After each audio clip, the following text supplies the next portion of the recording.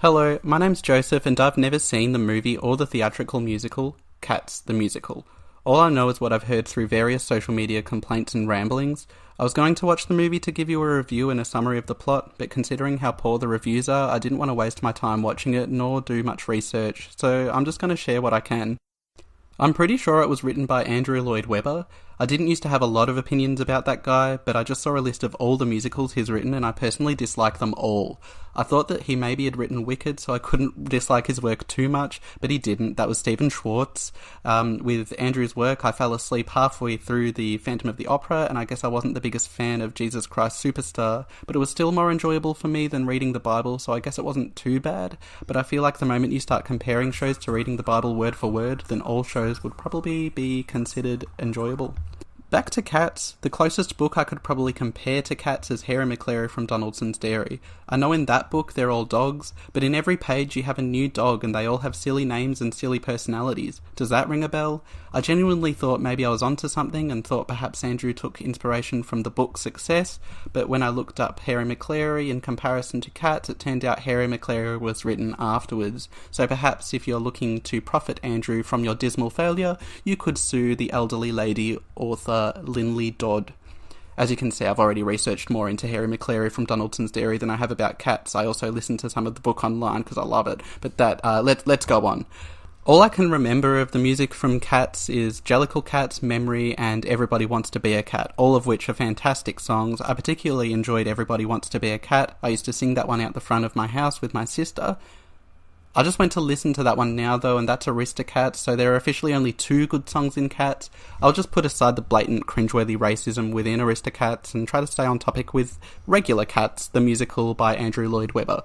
Though the most offensive thing I know about in Cats is the casting of James Corden. He played Bustopher Jones, and I can only assume from the name Bustopher Jones is that Bustopher is a fat cat and the whole role is about eating. My pet cat would resonate with that.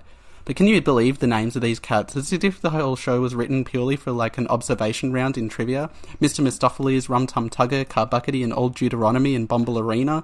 Those are the ones I chose because the rest I didn't even want to attempt to pronounce. Unlike my pet cat, his name is Kit Kat.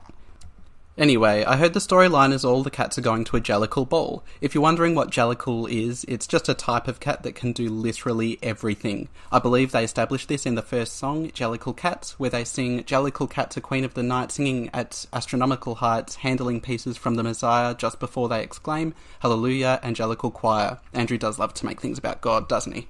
So there isn't really any flaws to the story, because from the get-go he's already stated that Jellicle Cats can, Angelicals do, Angelicals would, Angelicals are. With that stated, I can't really point out any flaws of the story anymore, as within the list it's stated, Jellicle Cats are mystical cats, hypocritical cats, and metaphorical cats, not in that order, which seems to be the main complaint of the musical by its audience. So bad luck, critics, the musical is self-aware. At this Jellicle Ball, though, I'm pretty sure they are all introducing each other to who they are and exclaiming why they are the most Jellicle of the Jellicle Cats, so they can be sent up to the aliens and murdered and then reborn again, I think, yet again into a Jellicle cat. And just before you tell me that's wrong, I could be right, like, Jellicle Cats can, Jellicle Cats do. The story is uncomplicated, as it's just Harry McClary with Delta Goodrem singing Memories. The fan base is much more humble and likeable than the fan base of overrated musicals such as Les Mis or Hamilton, probably because they're constantly knocked down and beaten up by the musical theatre community. And the dance has to be good, because they're all wearing unitards, and there is no such thing as a bad dance in a unitard. And the show in general just has this whole good vibes only thing going on, which I can respect in a musical. So the worst musical ever, I'd probably give an 8 out of 10 without having seen it. Thanks for listening to my review. I hope it's helped you enjoy the show more, and I hope you have a great day. Bye!